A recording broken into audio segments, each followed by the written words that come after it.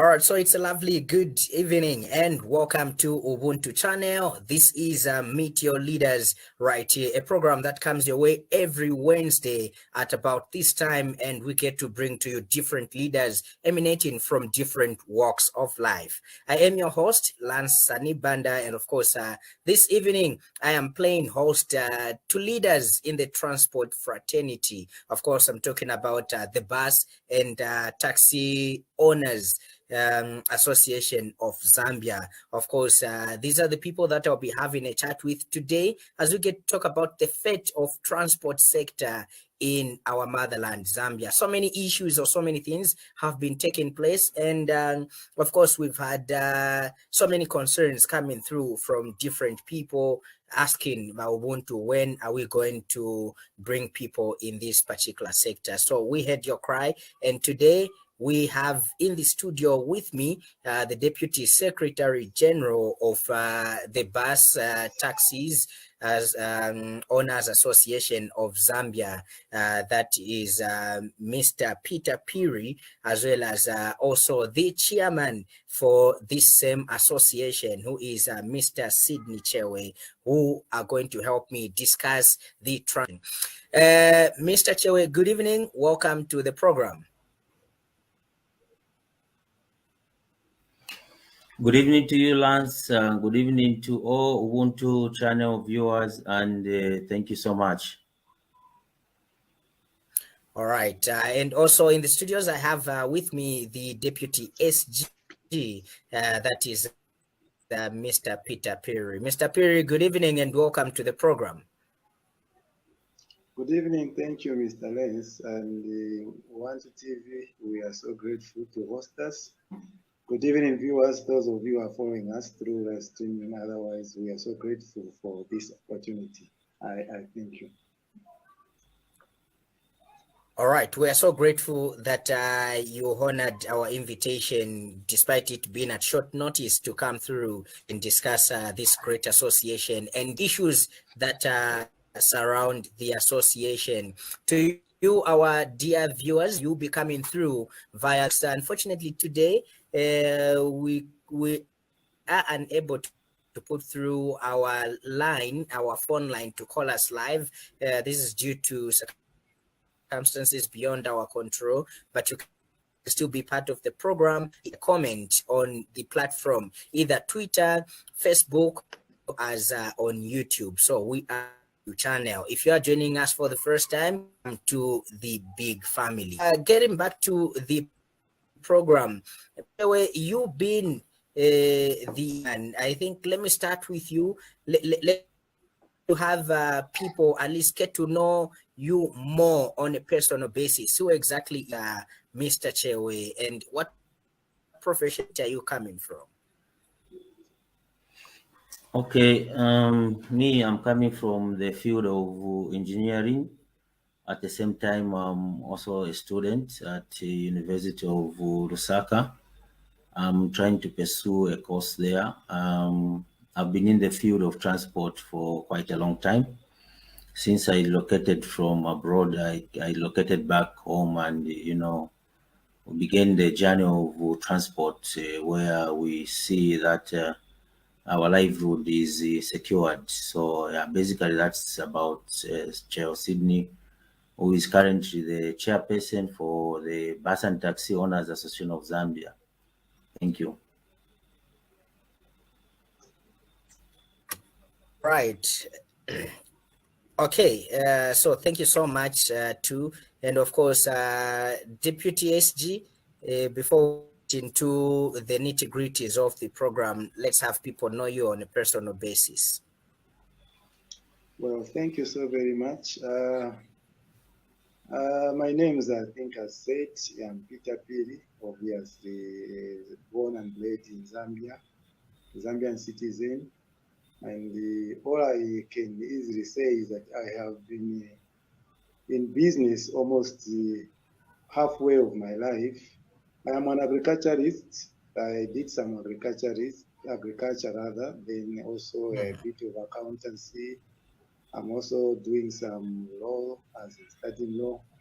So we through and through, I think over this my few years, I think what I can say that I have been in public transport, knowing that it has been something that I think I have had a passion for some time. I think I started with taxis, and eventually we've slowly been migrating to passenger as in public transport. So all in all, I can say Peter Piri as an entrepreneur, a citizen of this great nation, and currently the Deputy Secretary General for Bus and Taxi Owners Association of Zambia.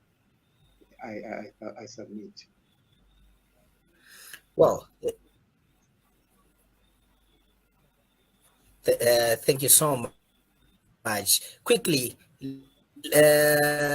Bus Taxi Owners Association, was this association who does it comprise of? Who is supposed to be a member of this association? How does one get to join this association? Okay, my chair can take on that one. Yeah, I think I think Mr. Chewa, you can pick this one up. Okay, as the name suggests, it's Bus and Taxi Owners Association of Zambia. It simply means that anyone who owns a taxi, a Rosa, or a Hiace, or a coach bus, and follows the compliance of our regulator, who is RTSA, and has employed a driver who has a PSV. By virtue of those conditions, is able to apply to be a member of this association. Basically, it's about those category, and it doesn't really matter where you are. You can be in Shangombo, you can be in Kabwe, as long as you are in the boundaries of Zambia, and you are, at liberty to be a member of this association.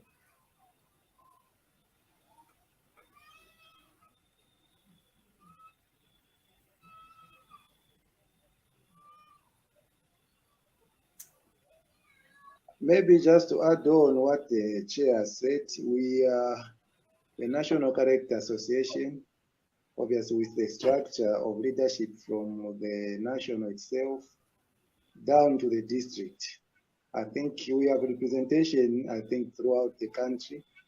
I think OIA should also be able to say that the chair himself, Mr. Sidin, is the chairperson, the national chairperson, which presides over these other structures that are supposed to be on district and provincial level. So we are an association that has a representation of members all the way to the district. And maybe just to add more, we, as an association in itself, it was registered in 2013. But that doesn't mean that we never existed. No, you would also be able to notice that actually this is like almost, these are the same people that were members actually, have been in public transport for decades. I mean, I'm talking about people that have served as in public transport all the way from the days of UTTA to where we are. So we have this association as informally registered in 2013, and yet its members have been in public transport, I think, ever since the introduction of private players in public transport. I submit.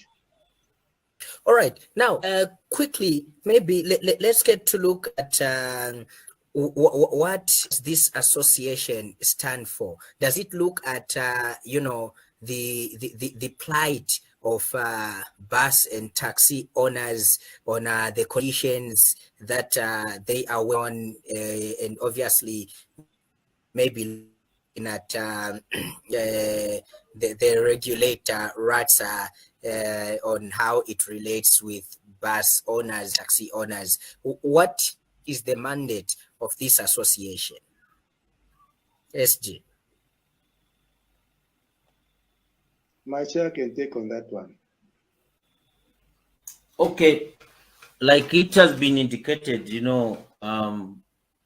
the pride of the association is to ensure that we bridge the gap between the government as well as Okay. the members. Going by your question, I was indicating that our pride is any Zambian who owns either a taxi, a Hiace, a Rosa, or a coach bus that is compliant with what is regulated by RATSA. And our pride is to actually narrow the gap that exists between, our operators who are the owners of the buses as well as the government, to ensure that we close up the gap. If the regulator or government, is able to bring about a policy, we should be able to represent, the operators. Remember, we have thousands and thousands of, operators, and we are all not going to sit in one room and try to, formulate policies or agree with government and disagree with government and all those nitty-gritties that surrounds the sector. So we ensure that we respond and we provide the first front in terms of information and the policies, as all those things, and then relate to, our members. And of course, one of the key aspects is to provide a very good and safe transport to our passengers across the country. And going back, if you remember way back, transport was mostly done by the government way back, and since 1991, it's been taken over by private sector. So we've really tried to, ensure that we bring the standard of transport, to a standard that we desire.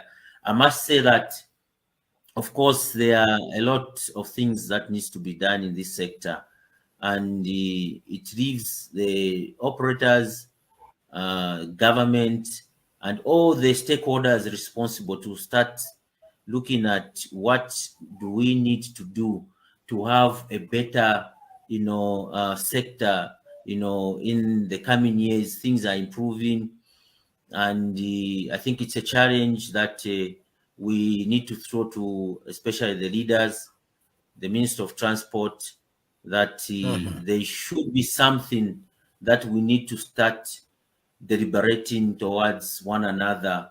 And the issue will be that we need to start working together and, absorbing many issues and providing a service that is of a good quality that we can all be proud of and say, no, we are running a passenger transport sector in our country that is effective and free accidents, and that respects the passengers and also relates all to the stations. All these things that are mentioned and many more, I think, leaves us a lot to be desired on that aspect, my brother. I submit.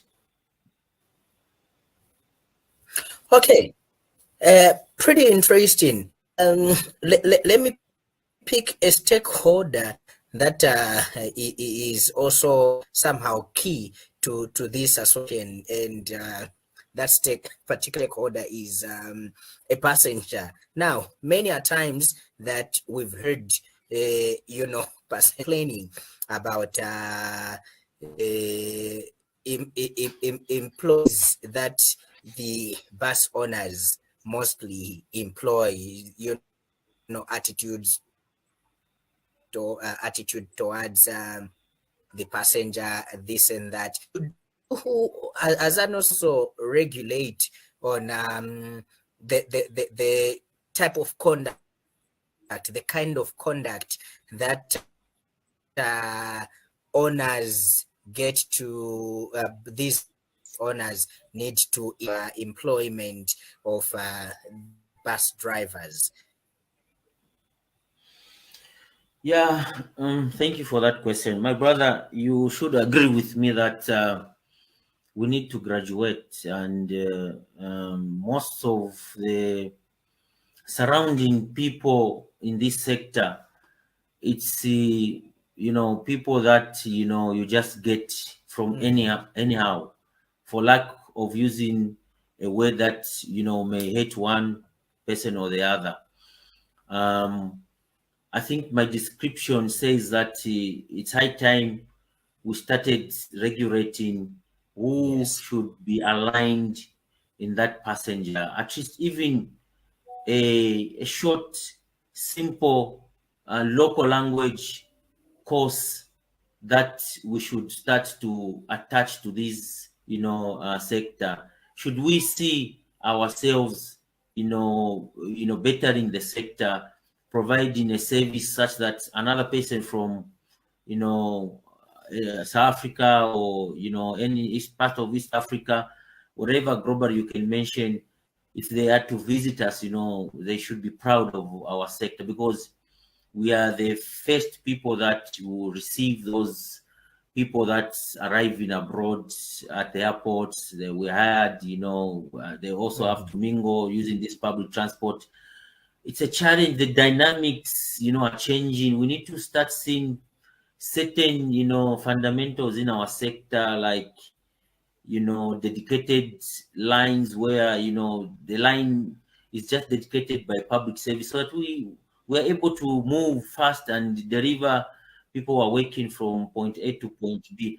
But the human behavior that you are addressing today, the social mind, is very cardinal. And if we don't arrest, we don't find the answers to these problems, we shall always be playing a blame game, and will never go anywhere, and they will be full of frustrations, and will never provide a quality service. I think our able government of today, they are listening, and I'm sure this kind of interaction will be able to land, in good, leadership, and it can just change everything, and we become better and provide a good service. All right, our dear viewers, you are watching Meet Your Leaders on Ubuntu channel, and this evening I am privileged to host the chairman for Buses and Taxi Owners Association of Zambia, chairman, that is Mr. Sydney Chewe, who is my studio guest. I know when we advertised for the Deputy Secretary General, Mr. Peter Piri. He was with us in the studio, but I'm sure due to some network challenges, he has dropped out, but hopefully he'll be able to join us back into the studio and continue discussing the plight of the I would say public transport sector in this country. Where are we, or where are we coming from? Where are we, and what does the future hold for public transport in Zambia at the pace that we are moving? Remember that you will be joining us into the studio shortly, as we'll share with you the studio link to join us and have this particular discussion. Or better still, you can still leave. We can be able to know what your question is, your concern, and get to address it as much as we can. All right, so Mr. Chewe, let me come back to you. Coming back to the association, since the time that it was formed to where it is now, can you say that you have proudly served the bus owners and taxi owners, as well as the passengers, diligently in looking at issues that come to your association? Yeah, thank you for that. I think my response would be that we have got all that it takes. Remember, we are found on the grassroots, and we know the challenges that we go through, and our responsibilities is that we gather all these issues that relates to the sector and transfer them to the government of a particular day.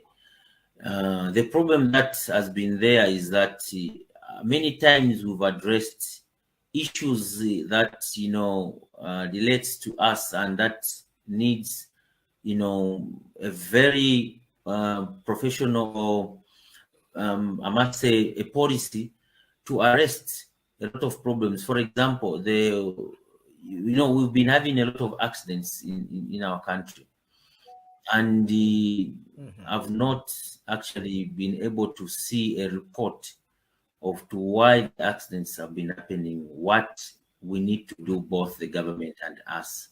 I've not been able to see that.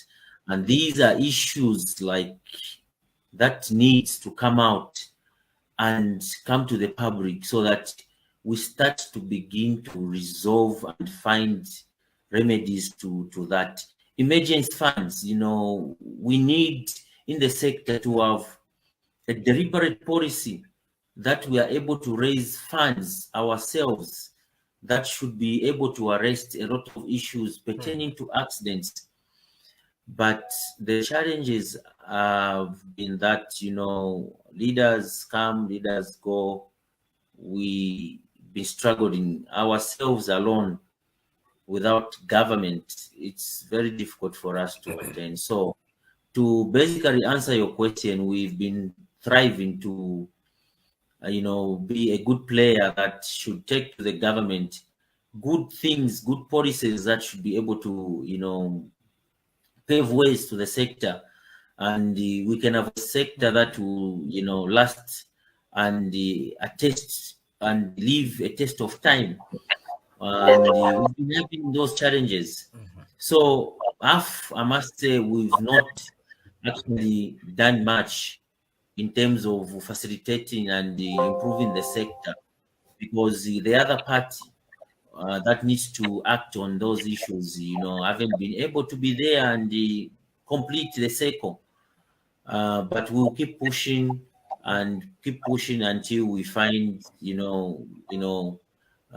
solutions to our sectors. I think that's what I can, suggest to that question. Right. Thank you so much for that response. And Mr. Phiri, welcome back. We lost you for a while there.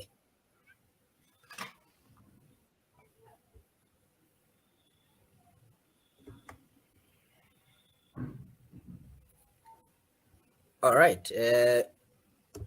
Seems to still be having some connectivity challenges right there.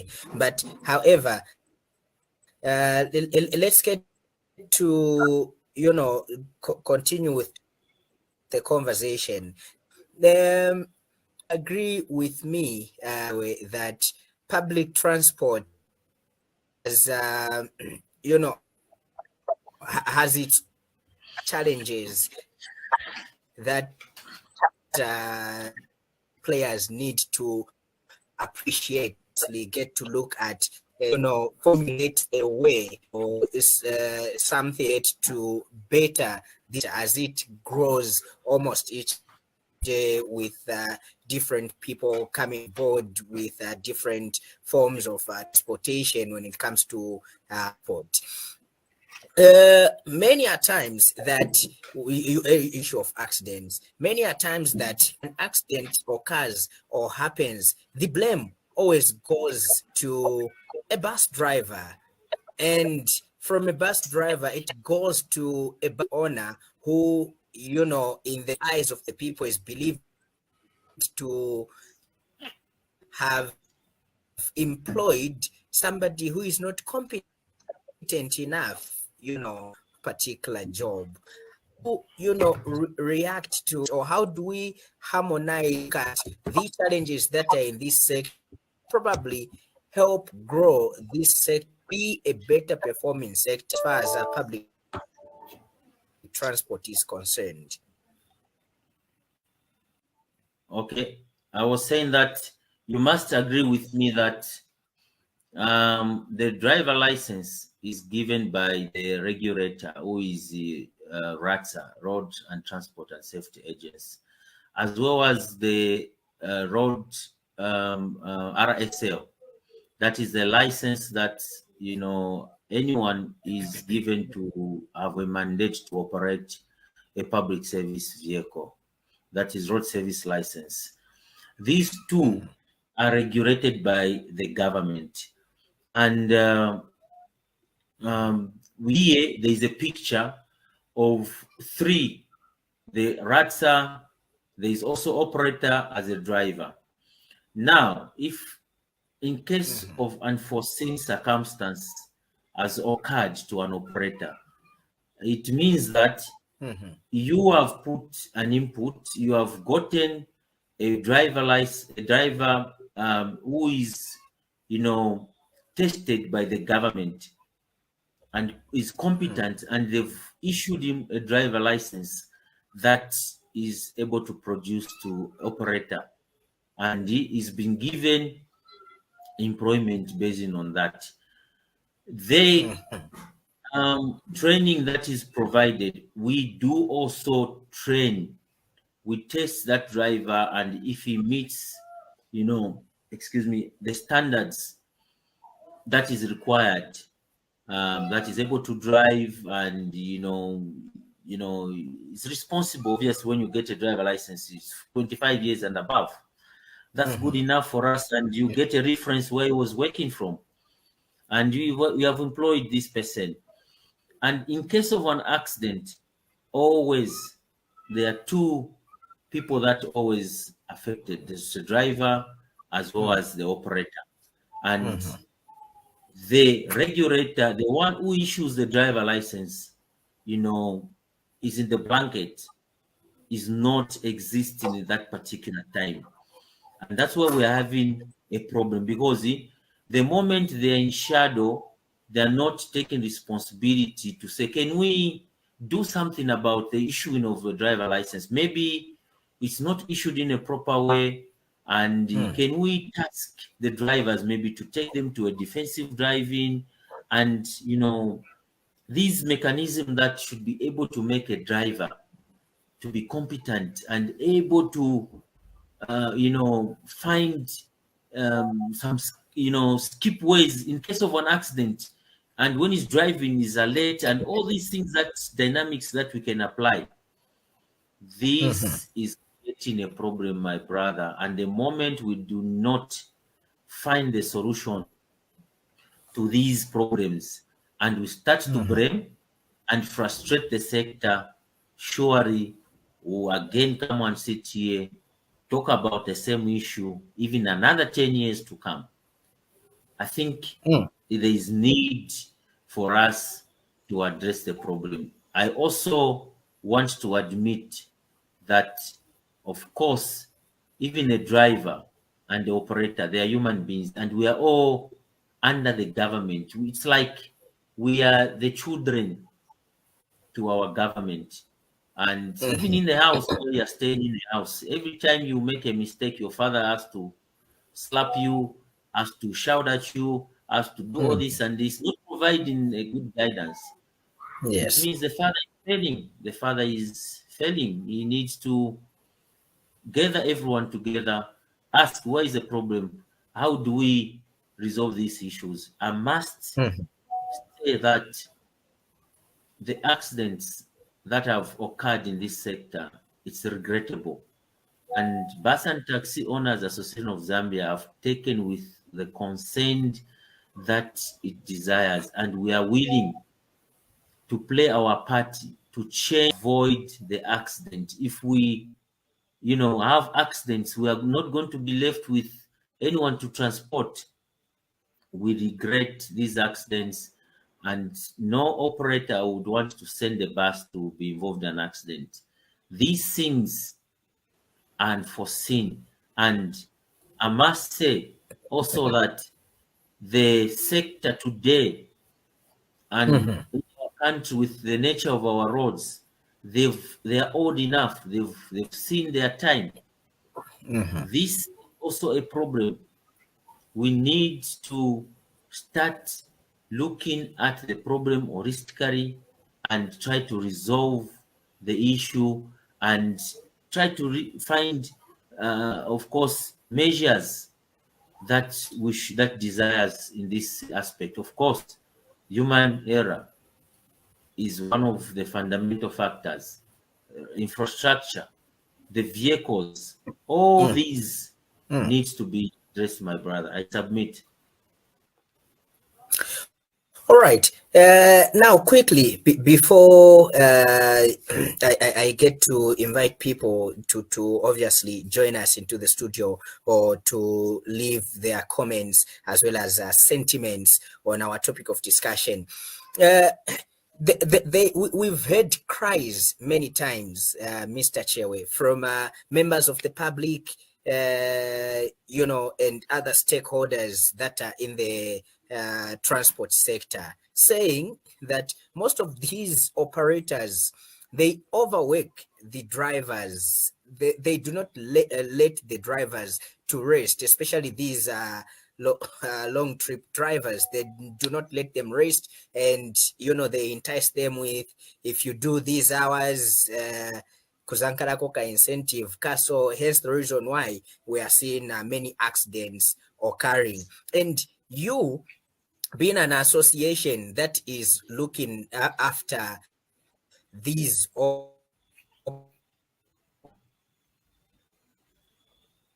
operators, how do you take these sentiments coming through from the public and different stakeholders, say operators in drivers? Hence the reason we have seen, or we see, a number of accidents happening in the country. Thank you so much. Yes, I acknowledge and agree to that aspect that fatigue management is fundamental. Of course, every human being, you cannot just be overworking. And as the association, and through what is called as fleet management, which is a document that government came across with us, with our consultation, and in that document it speaks to the hours, and when a driver is moving, it just naturally, those are the things that a driver needs to know. Maybe after 2 hours, the vehicle has to park at some point and go through the bus and check all these issues and ensure that the bus is fine and it starts to go. And of course, every 8 hours, at some point, he needs to rest. And the routes that are longer, if he comes back, he needs to get off the bus and rest a day or two, and then he jumps on the bus. We have engaged our operators from time to time, and also our regulator, have emphasized through that document.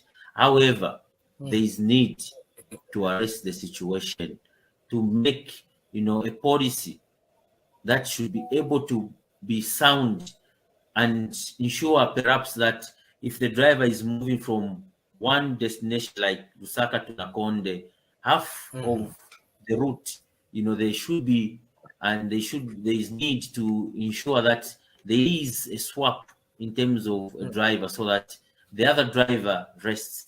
These are the talks that we need to rest with our government and all the stakeholders, so that we start to correct issues that have been existing. Surely, it's not one man's show. We all need to come to the party and resolve these issues together. I think that is going to reduce the fatigue management. It's going to reduce the fatigue and manage a driver in long distance. I submit. Do you, as an association, do your own investigations, especially when a driver or an operator is reported to your association? Do you do your own investigations, and how do you go about if discipline has to be propelled on the would-be offender?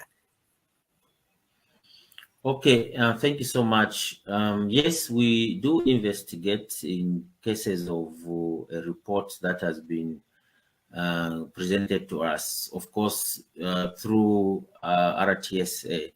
And mostly when the RTSA, because of the nature of the capacity, they have got a lot of facilities that they use. They use the GPS if the vehicle is overspeeding, And if there's been, a driver misconducting himself, we actually, the RATA writes to us, and we have been informed, and then we also take up the matter. The association has a code of conduct, do a lot of things, and we utilize the code of conduct in ensuring that discipline prevails in that case. So yes, we actually ensure that we investigate and we following with the code of conduct, and we discipline whatsoever the case that may arise at any given time. All right. Now, quickly on the issue of accidents, government since time immemorial has been or is in the tendency of suspending licenses for operators whenever there's, I would say, for lack of a better term, whenever there's a marathon of accidents from the said operator time and again. I think some examples which can be cited: Sierra at some point, Sierra buses was suspended. Is it Majandu, if I'm not mistaken, at some point it was. And then recently we've seen government obviously restricting also the license for Likili bus. This is after a spate of accidents happening. The first one obviously was that where it was a collision between the Likili bus with a goods train, as well as the recent one where lost at least about 4 lives. May the souls of the departed rest in peace. Are you comfortable with these decisions that government makes, especially on your clients or on your members of the association?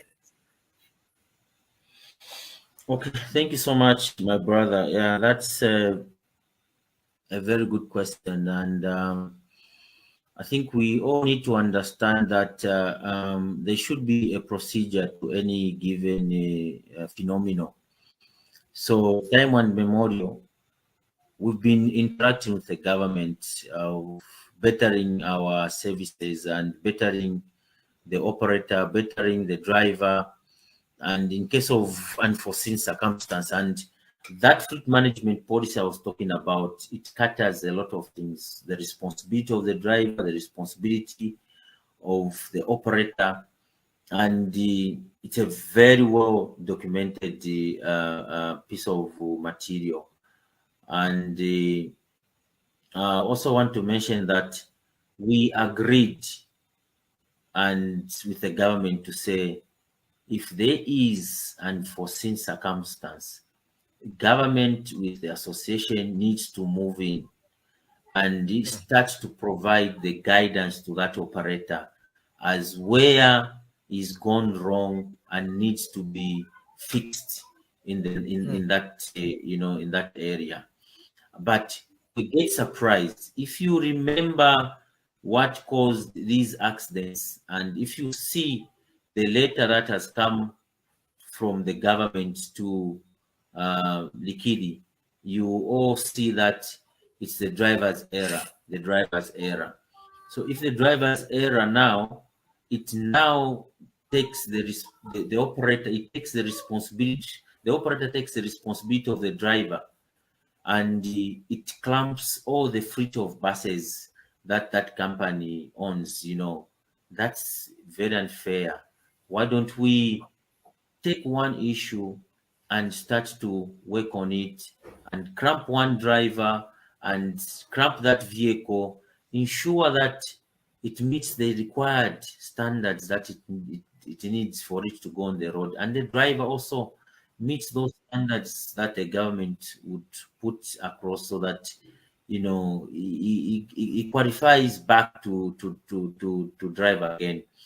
But here the situation where the operator was given a letter again by RTSA, who are the regulator, as to show the cause why they did not take the operator the license, and they've given him 7 days. The operator was given that letter on Thursday last week, and the ultimatum was 7 days. Just about yesterday, Tuesday, the Minister of Transport announces that they've revoked the driver license. In the process of the operator trying to answer the question. So we are seeing the RATSA contradicting themselves with government, who is the minister. And if you analyze both things together, the minister is the final person that we need to appeal to, is the father of the sector, and is the one that is now providing that authority. Why didn't he leave it to RATSA, who are the regulator, who are first responsible, and then we can all appeal to the minister? Where are we going to appeal to in this case? And coming back to the issue, this operator has not even received a communication of the revocation of the road service license. They were busy trying to respond to the letter. And what is interesting is the investigation are not done yet, and they found the wrong already. And remember, it was a human behavior, it was a driver's error, and now the operator takes responsibilities. This is not sitting well with the sector, because it means that a lot of operators will be scared to send their vehicles to work.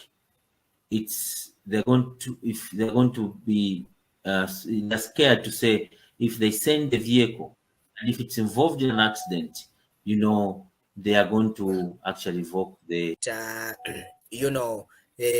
employing professional people and obviously doing things in the right manner. Okay, I'm not too sure if the media is responding to what is prevailing as the facts. In as far as I know, the vehicle embarked the trip from Lusaka, and the accident happened around 06. So the 20 minutes rest, I think it's not sitting well.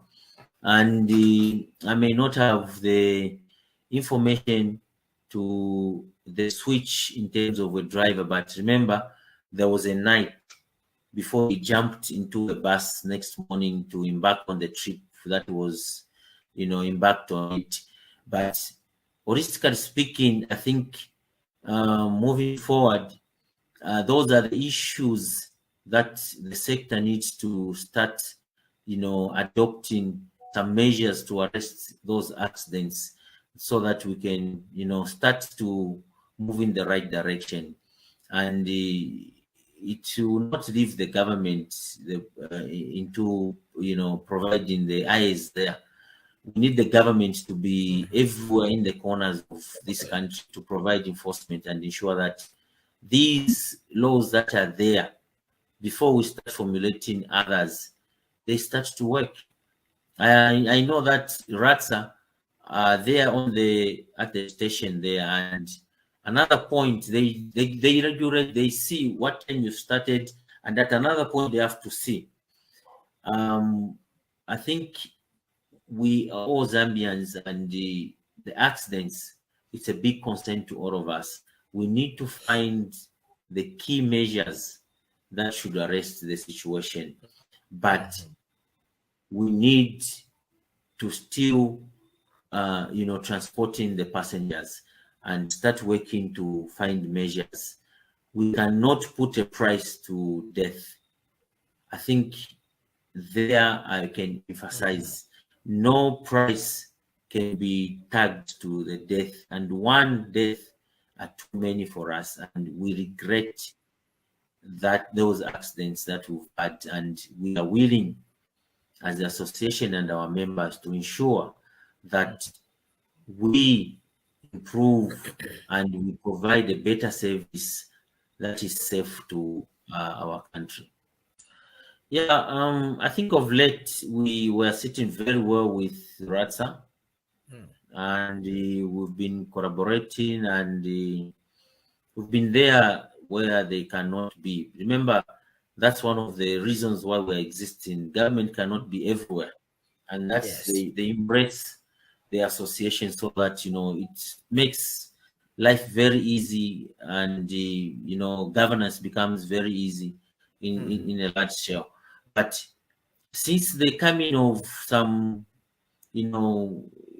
leaders, the new CEO there, I think things have been a bit inconsistent. Things that have been existing, we've started, we've had consultation with government, and we've sealed. For example, when we are there's an adjustment of fuel, there's already an agreed position, so that we stop sitting every time. But you see, the recent RATSA, is just coming and wants to bring about things without actually again consulting and sitting. And I think consultation is a paramount. It's a key, because the sector, we are running the sector, and being the regulator, it's very important that we listen from each other and we meet somewhere where we should all be reasonable and realize that this is our country, and together we have one same goal and one ground that we should all play a part to ensure that we provide a good service that is transporting the passengers across the country. So in a nutshell, what we can say is that I think of late the RATSA is not been very helpful with us. I submit. Have you by any chance met with them and probably express your displeasure or your view on how this sector is currently being run, and probably the behavior of some new officials in the regulator's office? I remember very well the first time the Minister of Transport was given the position. We made appointments, and we have met him once, and he promised that he is going to do his best to ensure that he provides a service that is desirable. One key aspect that I remember that he promised, he went to Ndola, and he went through illegal stations, and he pronounced that the people there should convert to PSV so that government can have an income.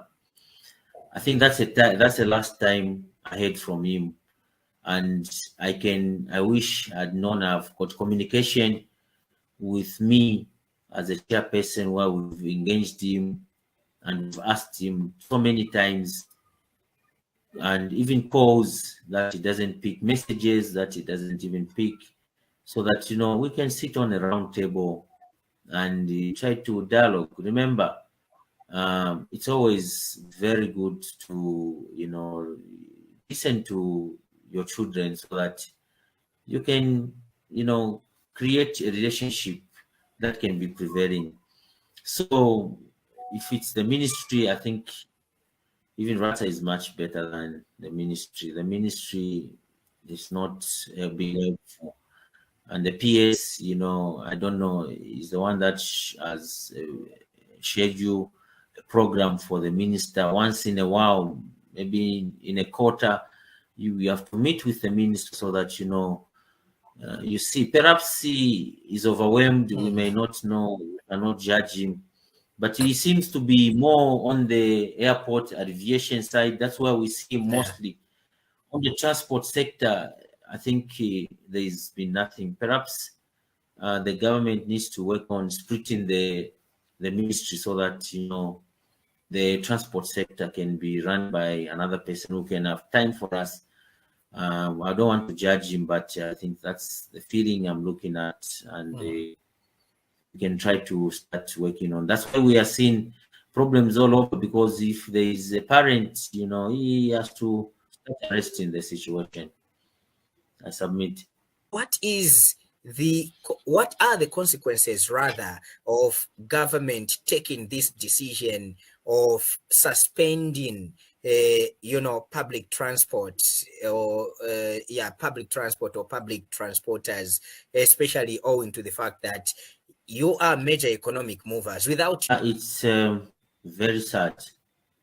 It's very sad that the economy needs to be moving, and in the midst of the problem, there are people, and we are also there. We need to come to the table, find the solution to this problem, and remember that we are promised that we will not frustrate the small scale industry, and most of the business entity in our country, it's hand to mouth. And we need to see the government promoting a Zambian business, of course, in a safer way and good way that should sit well with the government. And this particular operator, goes to other parts of the country where other operators are unable to reach. I'll give you just one example. In Lufuanyama, is the only transporter who provides a service there. So his absence, his revocation of the road service license, it means the service will be paralyzed there. However, the people of Wanyama have been cut down. Yes, indeed. So, and other parts where he's servicing alone. And this is a Zambian. If you look at the fleet of buses that he has, we are talking about 70, 80 that are on the road. And there is a conductor, there is a driver. That's altogether there, we are talking about 160. Now, if we take an average in man, you would have, here in Zambia, it's said, the accidents. Surely, can we all fail to find a lasting solution as to why the accidents are being occurred in the country, and so that we can minimize and be a better sector that will be, given an example, globally or in Africa. I think the frustration that people start to face, it means a lot of transporters are going to divert the investment. They are going to divert the investment to others. So it means people are not going to replace the vessels, the vehicles, the buses, meaning many years, if this is the trajectories that the ministers going to put as a precedence, it means people will not be able to buy buses here, and eventually we are going to start having scrap and vehicles that will be very difficult to maintain and stuff like that. So it's our earnest appeal that we can sit on a round table, reverse things, and try to provide measures that can be helpful and can be a win-win situation from from the government, from the passenger side, as well as operators, as well as the drivers. I think that would be highly appreciated. I think starting with RATSA, I think there is need for them to start taking time into, going to the media, throwing letters like they've been doing, and act professional, run the organization as we are depending on it. Investigation is paramount. They need to ensure that they go deep down to what could be the causes of the accidents, and then share to the public. And this actually brings about the mixed feelings of the public, because everything that we've the causes of the accident is centered to the driver and the operator. The moment we start to find the answers to what would cause the accidents and provide a remedy, if it's the road, we provide the solution to that. If it's the driver, we provide the solution to that. If it's the vehicle of one of the operator, we provide the solution to that.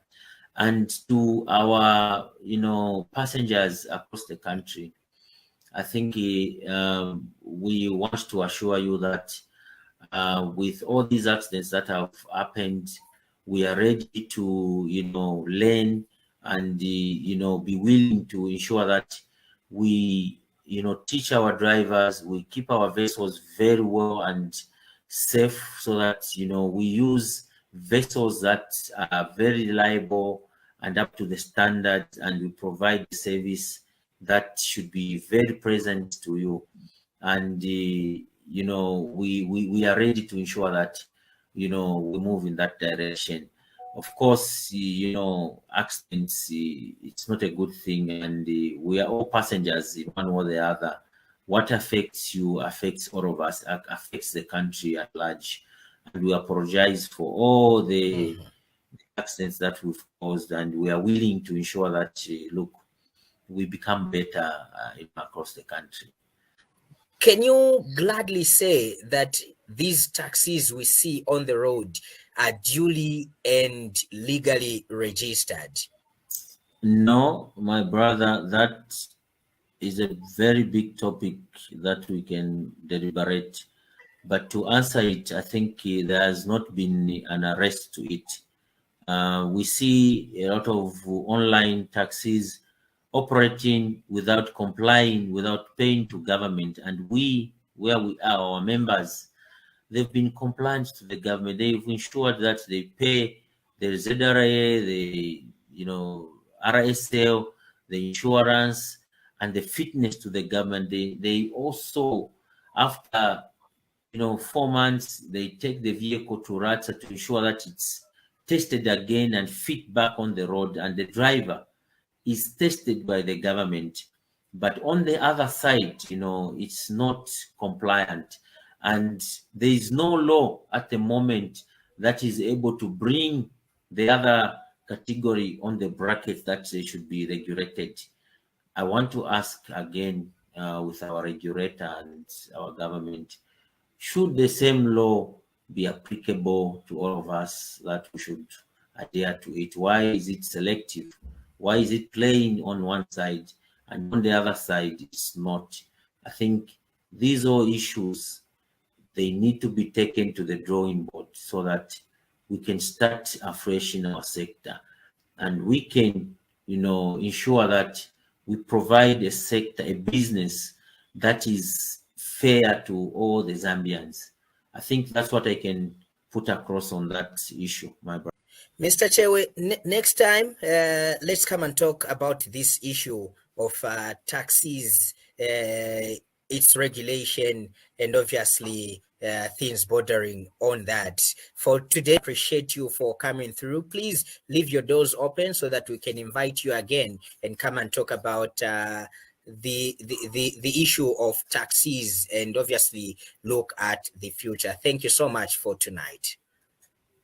Thank you so much. We will be open to ensure that we have a conversation together, Mr. Lance, through Ubuntu channel. There are many more other issues that we can deliberate, and I think knowledge is the key and a point that should be transformed into this sector. So any given time when you call us, we'll be able to be available. Thank you so much. Thank you so much. And all right, sorry for that. Thank you so much. And to you, our dear viewers, we are very thankful that you've been joining, you've been following this conversation from the time we started